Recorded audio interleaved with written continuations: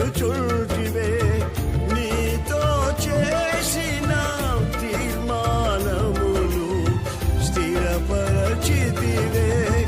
నాతో నీవు చేసిన నిబంధనలన్నీయు నెరవేర్చుచుంటివే. నీతో చేసిన తీర్మానములు స్థిరపరచితివే. అందుకే ఈ స్తుతి గల మహిమల స్తోత్రాంజలి. అందుకే ఈ స్తుతి గల మహిమల స్తోత్రాంజలి. ఆశ్రయ దుర్గమా నా యేసయ్యా, నవ జీవన మార్గమునా